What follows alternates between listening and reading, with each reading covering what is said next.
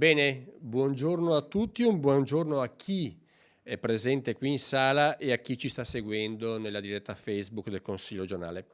Venendo qui questa mattina mi è sorta spontanea una riflessione su Sarmede, il paese dove la favola diventa realtà, autentico spazio della mente dove i sogni diventano tangibili, nato dalla lungimiranza visionaria di Stefan Zavrel, cresciuto grazie all'impegno di tante e tante persone che hanno fatto di questo luogo un momento di incontro, di arte, di artisti attorno all'illustrazione per l'infanzia. Arte, artisti, infanzia.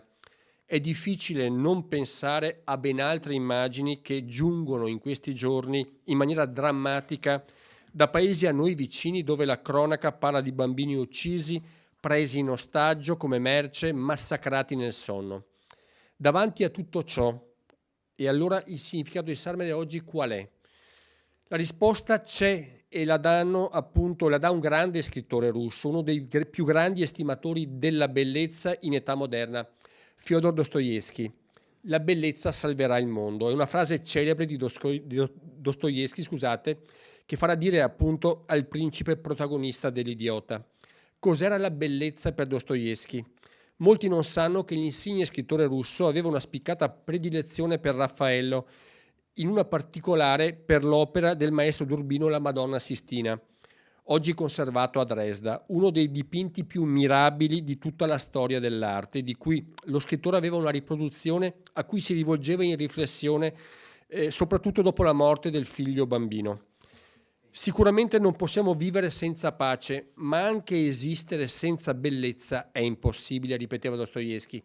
Bellezza è più che estetica, possiede una dimensione etica e religiosa. Il concetto di bellezza ha attraversato tutta la storia dall'Occidente e dell'Oriente e la sua elaborazione è sempre stata al centro del pensiero filosofico e teologico sin dall'inizio della nostra civiltà. È sufficiente pensare al mondo greco, dove il termine kalos significava allo stesso tempo bello e buono, in una inseparabilità, come dicevo, tra etica ed estetica. Ecco perché la bellezza, cioè il buono e il bello, salveranno il mondo. E questo è il messaggio che giunge da Sarmede, riproponendo completamente la riflessione di Dostoevskij in russo, in lingua Dostoevskij, il mondo, in russo, scusate, la lingua di Dostoevskij, il mondo si dice mir, ma mir in russo vuol dire anche pace. Ecco allora che la bellezza salverà la pace e con essa il mondo.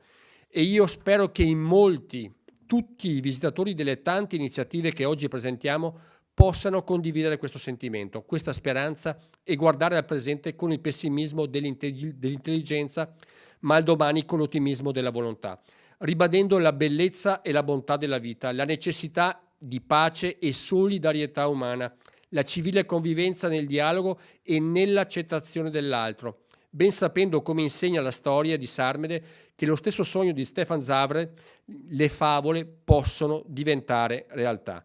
Quindi, come tutti gli anni presentiamo qui questa iniziativa, invito qui il sindaco a dirigere i lavori odierni e ringrazio il curatore della mostra e il presidente che ogni anno si impegnano tantissimo. Sindaco, al centro. Intanto buongiorno a tutti, per chi non mi conosce io sono Larry Pizzol, sono già ormai al mio 9° anno di mandato da sindaco a Sarmede ed oggi sono qui anzitutto per ringraziare il presidente Roberto Ciambetti, ma tutto il Consiglio regionale del Veneto per darci ancora una volta l'opportunità di essere qui e presentare quella che è la 41esima edizione della Mostra Internazionale di Illustrazione dell'Infanzia, denominata anche le immagini della fantasia, che sono certo e convinto che anche quest'anno riuscirà ad emozionare, riuscirà a farci sognare.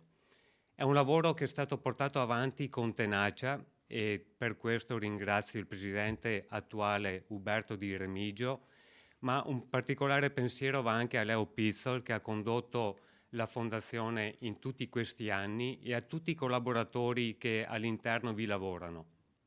Un dato importante che vi può far capire l'intensità di questo lavoro è che già da domani loro inizieranno a lavorare all'edizione del 2024. pensando alla tematica da sviluppare e agli artisti da dover trovare. Sarmede, grazie alle immagini della fantasia, è diventata un punto di riferimento fondamentale a livello internazionale, direi, quantomeno europeo, per quello che riguarda l'editoria rivolta al mondo dei bambini. E quest'anno la tematica che viene toccata e che è anche il filo conduttore di quella che è l'esposizione è denominata Confini e Orizzonti, che io leggo in due modi e ne discutevamo anche prima sia col direttore artistico Gabriel Pacheco, che ringrazio e che poi interverrà, e anche col presidente, il dottor Di Remigio. Io la leggo appunto in due modi, uno interiore che riguarda ogni persona, ognuno di noi, e quindi riconoscere i propri limiti per poterli poi superare e fare un passo in avanti. Ma poi la cosa più importante, che è legata più esclusivamente al mondo dei bambini, è che l'immagine, per la magia che ha, come d'altronde anche la musica, a differenza delle parole che hanno un senso univoco e ben preciso, lasciano il pensiero libero di spaziare. E quindi attraverso la fiaba, attraverso il racconto, attraverso l'immagine, ognuno di noi, ma in particolar modo i piccoli, possono conoscere quello che l'occhio umano materialmente ancora non riesce a vedere. E credetemi, questo è un piccolo miracolo che noi diamo ormai per scontato nel mondo adulto, ma che si verifica ogni qualvolta ognuno di noi si trova di fronte a un'immagine. Sono certo che ognuno di noi la vede e la interpreta in modo diverso, e questo fa sì di superare il limite del visibile umano, il limite del visibile del materiale e di ciò che ci circonda. Ecco, noi siamo onorati anche quest'anno di avere, se non mi ricordo male, più di 350 opere esposte, 28 illustratori provenienti da 15 paesi diversi del mondo, e quindi anche quest'anno cercheremo di dare il meglio di noi stessi. In primis per noi, credetemi, perché questo lavoro serve interiormente molto anche a noi, e poi per tutti coloro che verranno a visitare la mostra. Io devo essere veramente riconoscente rispetto alla Regione Veneto complessivamente, sia come Consiglio che come Giunta, perché ci sono sempre stati al fianco, ci hanno sostenuto e continuano a sostenerci. I momenti sono duri, difficili per tutti quanti. Il Presidente prima citava le guerre che sono in corso, in particolar modo quella in Medio Oriente, che sta coinvolgendo moltissimi bambini, ma il fare questa edizione significa anche spiritualmente essere vicino a loro, essere lì e dire tutti insieme ce la faremo, perché la dignità umana va riconosciuta sempre e comunque in ogni circostanza. E questo è anche il messaggio che vogliamo trasmettere questa mattina qui in una sede importante e istituzionale come quella del Consiglio regionale. Io spero di non essermi dilungato molto. L'inaugurazione della mostra sarà sabato 18 novembre, sarà aperta poi per 2 mesi, quindi sino al 18 febbraio del 24. Quindi per chi vorrà essere presente sarà ben accetto e ben voluto. Qui c'è la Sonia, la Presidente Brescacin, che è anche della nostra zona, quindi volentieri, se riuscirà con tutti i suoi impegni ad arrivare a Sarre, ma comunque potrà venire anche successivamente. E concludendo, io adesso invito qui prima il Presidente della Fondazione Uberto Di Remigio e poi concluderà il nostro direttore artistico, il maestro Gabriel Pacheco. Quindi prego, Presidente. Rimango qui? Ok. Anzi, lascio il posto e io mi metto. Buongiorno, ringrazio il Presidente Ciambetti dell'ospitalità che il Consiglio regionale fa a noi e al grande aiuto che ci dà anche per diffondere questa importante notizia che riguarda appunto l'inaugurazione della Mostra Internazionale dell'Illustrazione. Vi devo dire che ogni volta che parlo dell'illustrazione e di Stepan Zavrel io ho sempre un tremolio alle gambe, perché penso sempre a questa Mostra Internazionale dell'Illustrazione, perché quando è stata fondata questa Mostra Internazionale, era nell'82, in realtà non era nata come internazionale, era nata come mostra di illustrazione. Alla fine però, dopo una discussione acerrima con Stepan Zavrl e tutti gli artisti cechi di questa comunità, abbiamo deciso, ma perché non la chiamiamo internazionale? E questa denominazione ha creato praticamente la favola di Sarmede, perché in realtà le mostre sono tutti capaci a farle, ma fare una mostra internazionale è una fatica enorme, enorme, assolutamente, lo dicono i ragazzi qua che ci aiutano in sostanza. Allora, ma perché internazionale? Era l'82, eravamo tutti con un occhio verso l'est europeo, l'Europa era divisa e tutti quanti abbiamo pensato, ma perché non facciamo una mostra internazionale in modo da avere una geografia aperta, avere un'Europa senza limiti, una grande Europa. E questo ci ha ispirato anche per il futuro. E abbiamo continuato con questo tipo di tipologia e questo ci ha aiutato moltissimo poi ad esplorare nuovi mondi, perché l'illustrazione di per sé è un messaggio importante, è un'immagine. Come diceva il Presidente Ciambetti, la bellezza ci salverà, però io aggiungo anche il messaggio etico è importante. E questo è importante, significa che il bambino riesce ad assimilare questi concetti. Attraverso l'albo illustrato c'è una trasformazione completa del rapporto tra genitore e bambino. Questo noi abbiamo portato nel mondo. E questo ecosistema culturale che abbiamo creato è dovuto al fatto anche che ci siamo confrontati con altri mondi, con altri paesi, 41 mostre, 800.000 visitatori, 554 mostre in tutto il mondo. Cioè è una cosa incredibile per un piccolo paese come il nostro. E noi continuiamo su questa strada e questo titolo, Confini e Orizzonti, vale anche per me, perché questo ecosistema che abbiamo creato ha creato una scuola di illustrazione per l'infanzia, una scuola che ha ogni anno 500 allievi, ha creato fate conto di vedere praticamente la fondazione come un albero. Il primo albero è stata la Mostra Internazionale di Illustrazione, il secondo albero è stata la Scuola di Illustrazione, il terzo albero sono state le mostre itineranti. E poi cosa è successo? Le fiere del teatro, che ora sono gestite dalla Proloco, tutte sempre inserite in questa dimensione, assieme agli itinerari per gli affreschi. Alla fine io ho un grande sogno che voglio comunicarvi, e cioè che questa comunità di artisti venga in pratica sancita nella storia attraverso una mostra permanente di illustrazione a Sarmede, perché noi la facciamo per 3 mesi e mezzo questa mostra, però ricordatevi che a Sarmede è stata creata un pezzo di storia della scuola di illustrazione e questo deve essere storicizzato perché è un bene non solo per noi, ma è un bene per il territorio. Grazie.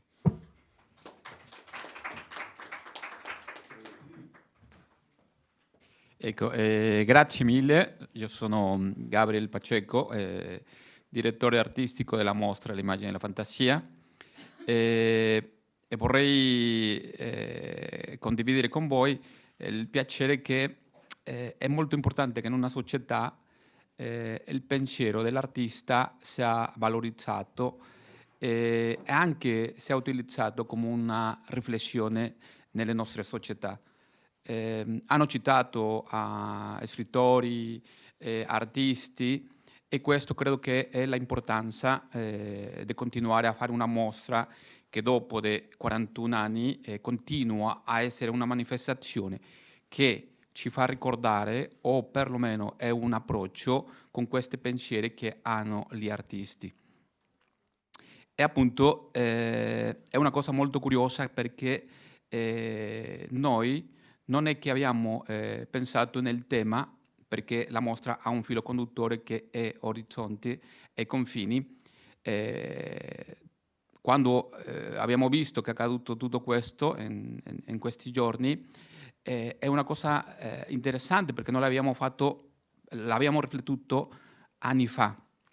Quindi sembra che l'arte continua a vedere un po' in futuro le cose, però soprattutto sono molto contemporanei i suoi pensieri. Questa mostra è strutturata in 4 sezioni e 2 presenze, con cui proviamo a indagare nell'esperienza estetica queste riflessioni che hanno tenuto gli artisti, sia nella illustrazione come nella letteratura. Abbiamo un ospite onore che questo anno è Svetlin Vasilev, un artista molto importante, di una gran tecnica, di una bellezza propriamente vista subito nelle sue opere, però parla di tante cose, è molto ad hoc al tema. Noi abbiamo scelto una delle sue opere che è Icaro, e così colleghiamo anche i miti e questa presenza che nella letteratura anche fanno gli artisti per riflettere su questi temi di orizzonte e confini. Abbiamo questa immagine di Icaro, così come Icaro abbiamo altri testi classici che compongono questo percorso nella manifestazione della mostra. Abbiamo anche un'altra sezione che è il panorama, che prova a vedere cosa stanno pensando, come stanno pensando, quali sono le tecniche che gli artisti stanno utilizzando nel mondo contemporaneo, sempre con il filo conduttore dei confini e orizzonti. Abbiamo evidentemente una parte molto importante che è il tema sviluppato nella sezione di pedagogia, cioè pensiamo la manifestazione di una mostra come un elemento a vivere in una comunità, in una società. E la parte pedagogica vuol dire le attività che si fanno con i bambini vicino ai libri e vicino all'illustrazione, per noi è importante. Quindi in questa sezione noi vinculiamo alcuni testi che parlano su questo tema. Per esempio, per dirvi un esempio, abbiamo testi come Gulliver, o voglio dire il testo dove appare Gulliver, e lo stesso Icaro. Abbiamo un altro testo molto importante che è Robinson Crusoe, cioè l'essere umano di fronte ai suoi confini come una isola e i suoi orizzonti. Quindi questa struttura che ha la mostra, attraverso dell'ospite, attraverso del panorama e attraverso della sua pedagogia, è accompagnata con due sezioni che continuano a indagare su questo tema, che è la presenza degli allievi della scuola e la presenza dell'artista padre della fondazione, che è Stepan Zavrel, sempre collegato al tema. Quindi una cosa che è importante è che abbiamo sviluppato la mostra soprattutto con una pedagogia che è molto importante e che si sviluppa con l'arte, che è la intelligenza inventiva, cioè è l'ingegno. Quando l'essere umano inizia a perimetrare, a delineare i suoi confini, nell'arte si pensa sempre come un binomio, cioè questa parte che mi conforma anche è una parte che inizia a costruire il mio orizzonte, a dove andare. Cioè la forma, come abbiamo coinvolto il tema, è in binomio, la parte dell'orizzonte che va a trasformare i confini. E così abbiamo la convergenza, che nella parte artistica è una caratteristica delle opere di questi artisti. Quindi attraverso dei testi classici, attraverso delle metafore, iniziano a indagare su questo tema che è i confini. Può essere personaggi classici come Pinocchio, cioè Pinocchio ha un confine di non essere umano o essere umano, e questo è attraverso due eventi che sono caratteristiche della mostra, che credo che è il percorso dell'estetica come un'esperienza della bellezza a scoprire, e per la parte della letteratura è una storia a vivere. Così la mostra, attraverso della sua struttura, attraverso di questa selezione di libri e di artisti contemporanei, ci invitano a riflettere come lo fa l'artista attraverso la bellezza, attraverso la letteratura, per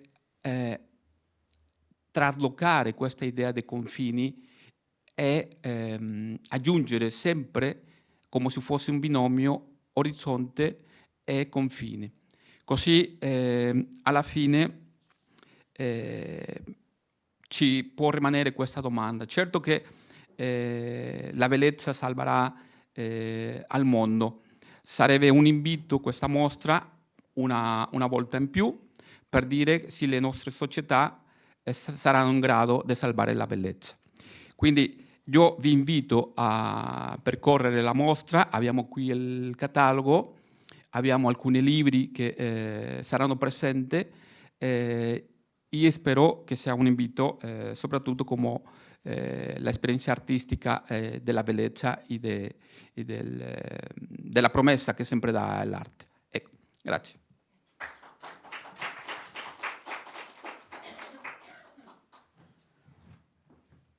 Sempre mostra ad altissimo livello, come ogni anno ci avete descritto, quindi appuntamento a Sarmede dal 18 novembre al 18 febbraio per la 41esima mostra internazionale delle immagini dell'infanzia. Bene, grazie a tutti e arrivederci al prossimo anno sicuramente.